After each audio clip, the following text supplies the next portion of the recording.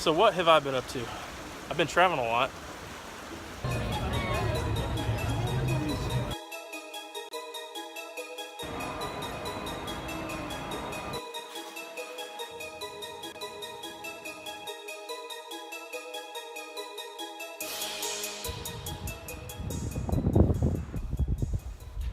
Did I mention that I got a car? And here it is, the Suzuki Sidekick. Picked that bad boy up for $500, and we're going to be using it for the Gambler 500. And if you don't know what the Gambler 500 is, it's 500 miles off-road in a $500 car. So what could go wrong? But I know the real reason why you guys are here, and that's for the update on the Z.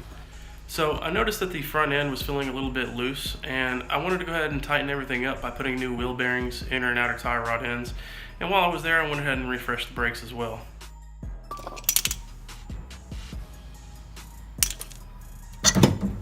Yeah, it's bad.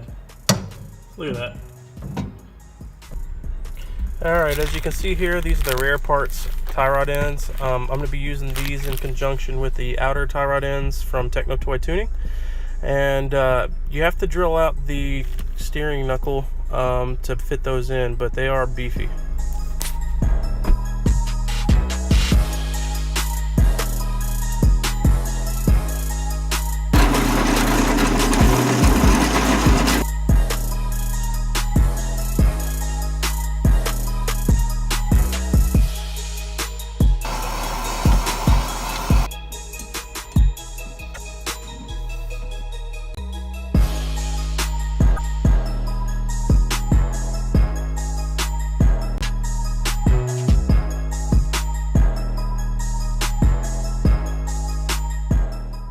Alright, just got to hook up this final line and bleed it.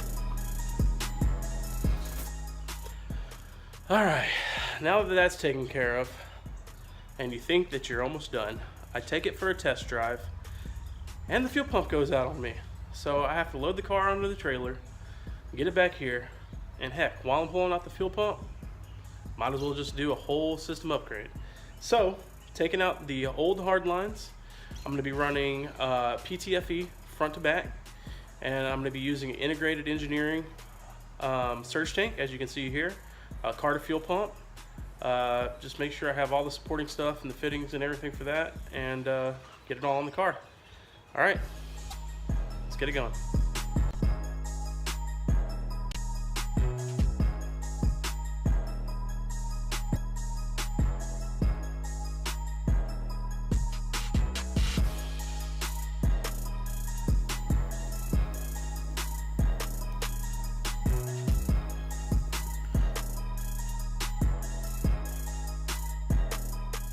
Alright, I didn't actually get into a whole lot of filming putting in the new fuel pump, but I do have pretty much everything out. This is the old fuel lines. The way I ran them last time is I actually had 6AN adapters on the OEM fuel lines. This time around, I just did the measurements. I'm actually using a Carter fuel pump to do a feeder pump, and it's going to feed into my surge tank. I actually already did the mounting holes for it and everything. I don't know if you can see up there, but that's where I mounted them. So yeah, I'm going to go ahead and mount it up. I'm going to order the fuel hoses. They should be here in about a week. Hose.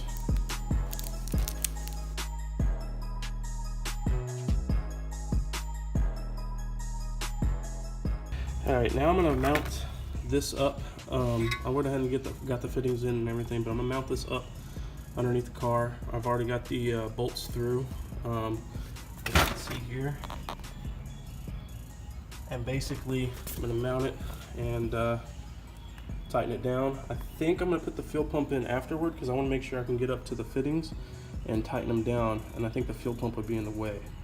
So hopefully I can do that and still be able to get an Allen wrench in there. Let's see. So there's two of the bolts in, and then my plan is to tighten these fittings and then slide the fuel pump in to tighten the fuel pump.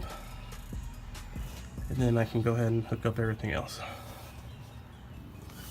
Alright, and everything's buttoned up.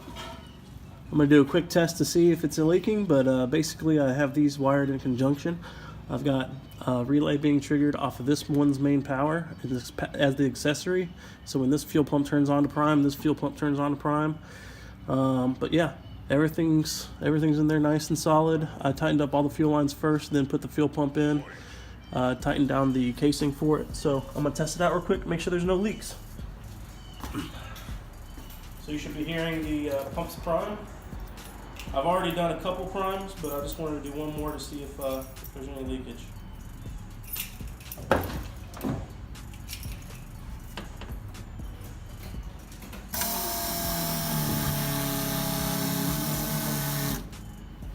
And as you can see, no leak. I've got 40 psi at the front, 45 psi at the front for the fuel pressure regulator, so we're buttoned up. Alright guys, so we've tested, make sure there was no fuel leaks. I'm going to give you a brief rundown on this setup in case you guys want to do something like this similar. With the limited amount of space I have, I had to work behind this splash guard that's typically here. I'm going to put that back on so you actually won't be able to see any of this stuff. I used a Carter fuel pump, and before that fuel pump I used a Aeromotive 100 micron filter just to make sure that nothing gets gunked up inside there. And the Carter fuel pump is actually feeding a Bosch 044 in a integrated engineering surge tank. I have all the lines actually going to where they were factory. So if you look up here, you'll see that that's where the old line went through the frame. And I utilized some aluminum to make brackets all the way down the rail that sit recessed so you can't actually hit them. They actually lined up nice, actually even did the same thing, same type of clamps for the fuel, or not the fuel, but the brake line. And it's a single piece all the way up to the front. So basically it just ensures that if there's any mess ups, I just have to replace one single line. I've actually put a red and black line to indicate fuel and return, so that way I can trace it back easily. Yeah, and that's basically it. I'm actually working on the next video right now. So do me a favor and hit like, hit subscribe, and the next video should be up here shortly. So I appreciate you checking out my channel, and I'll see you next time. Thanks.